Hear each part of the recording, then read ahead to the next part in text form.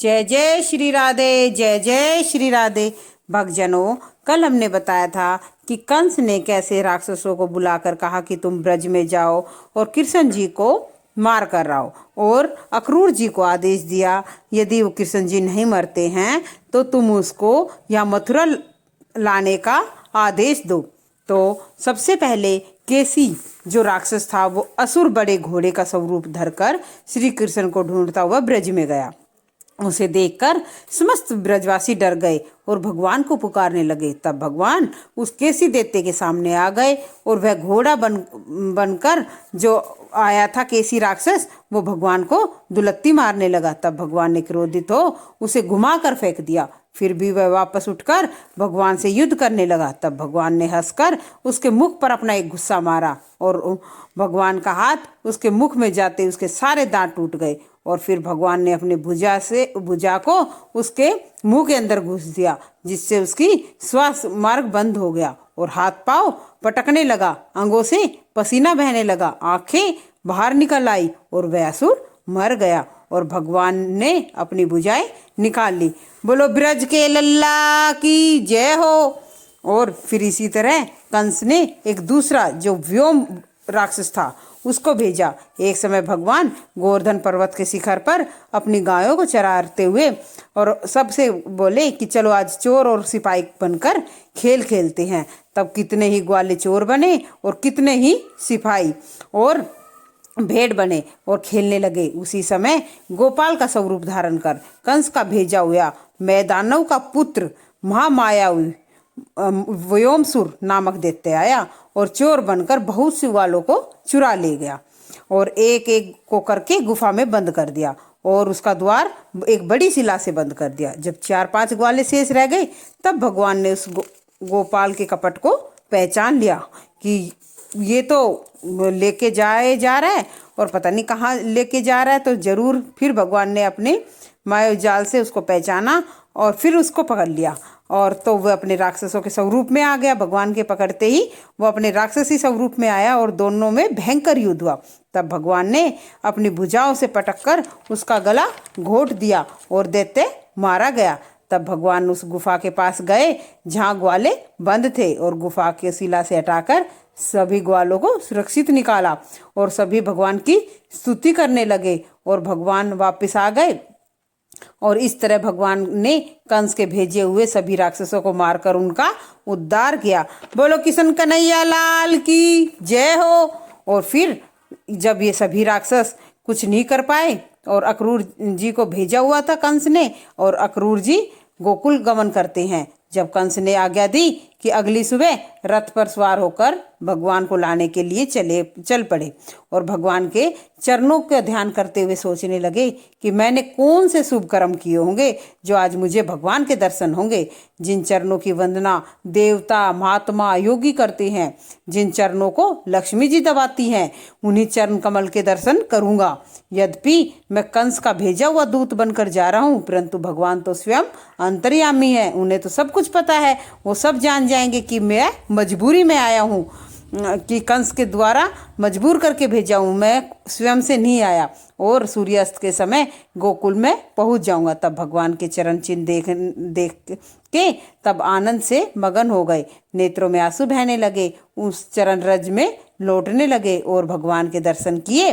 और भगवान ने उन्हें अपने साथ अपने घर ले गए और अक्रूर जी का भगवान ने स्वयं पूजन और चरण दबाए, भोजन करवाए, फूलों की माला भेंट की। तब नंद बाबा जी बोले, अक्रूर जी, निर्दयी कंस के जीते हुए आप लोग कसाई के घर में किस प्रकार रह रहे हो। जैसे बकरी एक कसाई के घर में रहती है और अपने रहते हुए अपने प्राणों की रक्षा करती है, इस तरह आप लोग उस दुष्ट कंस के साथ कैसे रहते हो।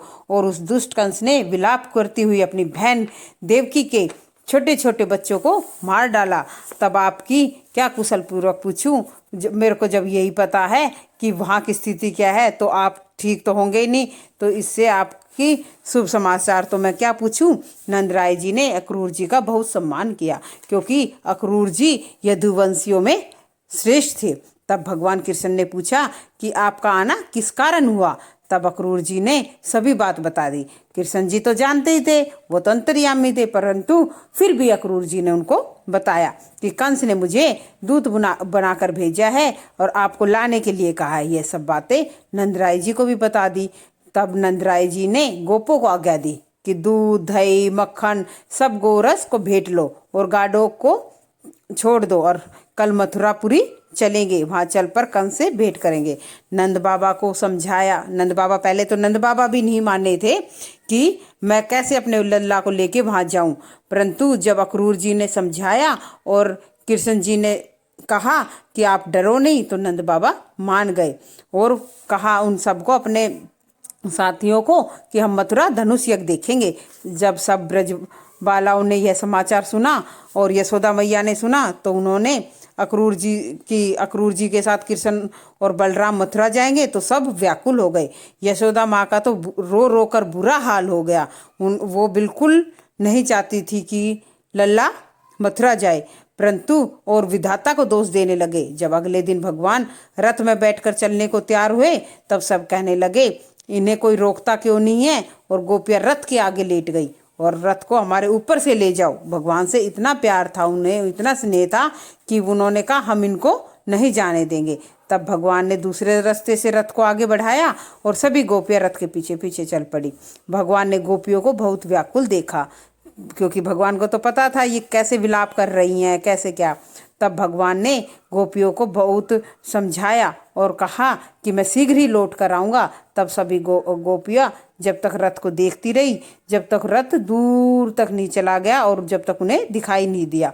फिर भगवान को याद करती हुई अपने अपने घर आ गई और उन्होंने वो जान गई कि अब ये भगवान हमारे वापस नहीं आएंगे, बस ये हमें बच्चों की तरह ऐसे ही समझा कर गए हैं।